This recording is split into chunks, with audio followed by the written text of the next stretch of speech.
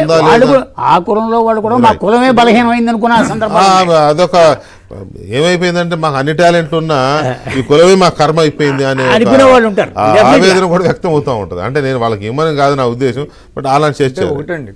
అంటే వ్యక్తుల్ని ముందు పక్కన పెడితే ఫస్ట్ ఆఫ్ ఆల్ ఏంటంటే మీరు అన్నారు సామాజిక సమీకరణాలు. అవును, ఎందుకు సామాజిక సమీకరణాలు కావాలని అంటే సామాజిక న్యాయం జరగాలి, ఒక ఇంక్లూజివ్నెస్ అనేది కావాలి, తప్పకుండా అన్ని వర్గాలు ఈ ప్రభుత్వం మాది అనేటువంటి ఒక ఫీలింగ్, వాళ్ళకి ఆ ప్రాతినిధ్యం కల్పించాలి, పాలనలో కూడా రావాలి. అందుకోసం ముందు చంద్రబాబు నాయుడు గారు ఏంటంటే సామాజిక న్యాయానికి పెద్దపీట వేస్తారు కాబట్టి ఆ సామాజిక సమీకరణాలు వస్తాయి. తర్వాత ప్రాంతీయంగా ఉండాలి, తర్వాత మళ్ళీ మహిళలు వాళ్ళకు కొంత కోటా ఇవ్వాలి.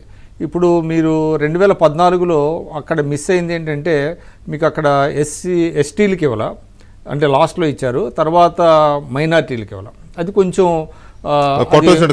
వచ్చింది కనపడింది. కాబట్టి ఇప్పుడు ఏంటంటే ముందు ఏంటంటే ఏ వర్గాలకి ఇవ్వాలి అనేది ముందు తీసుకుంటారండి, మళ్ళీ ఆ వర్గాల్లో ఎంతమందికి ఇవ్వాలి, ఎంతమందికి ఇస్తే తర్వాత అభ్యర్థులు ఎవరు అనేది రావాలి, అది లాస్ట్లో వ్యక్తులు. ఇప్పుడు వారు చెప్పినట్టుగా వ్యక్తుల్ని మనం పెద్దగా ఇప్పుడు పరిగణలోకి తీసుకోవాల్సిన అవసరం లేదు.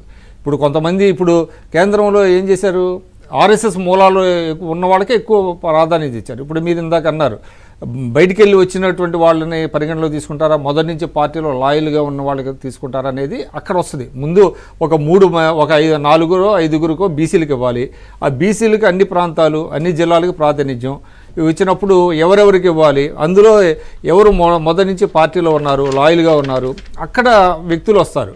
కాబట్టి ఇక్కడ ఏంటంటే సామాజిక న్యాయం, సమర్థత, అదేవిధంగా సీనియారిటీ, ఈ 3 కూడా నేను అనుకోవటం అది పారామీటర్స్గా తీసుకుంటారు.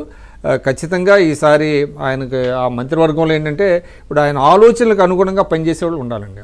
ఇప్పుడు మీరు ఇందాక అన్నారు కేశవ్ మనకు కూడా మంచి మిత్రుడు, చాలా సబ్జెక్ట్ నాలెడ్జ్ ఉన్నాడు, చంద్రబాబు నాయుడు గారు ఆలోచనలకు అనుగుణంగా చేయగలిగిన వాడు. వాళ్ళ వల్ల ఏంటంటే ఆయన అంటే ముఖ్యమంత్రి గారి వేగాన్ని ఆ ఆలోచనలు అందుకునే వాళ్ళు కూడా ఉండాలి, ఊరికే just for the sake of ఏదో మంత్రివర్గం కాకుండా.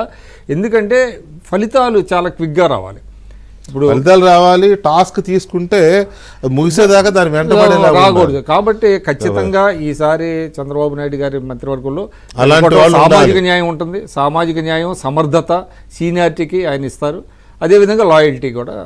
Loyalty matters, social status matters అండి, నో డౌట్. అందులో సోషల్ స్టేటస్ అంటే కులాలు, సామాజిక ఇవి మస్ట్గా ఇవి ఉండాలి. వీటితో పాటు ఖచ్చితంగా చెప్పిన టాస్క్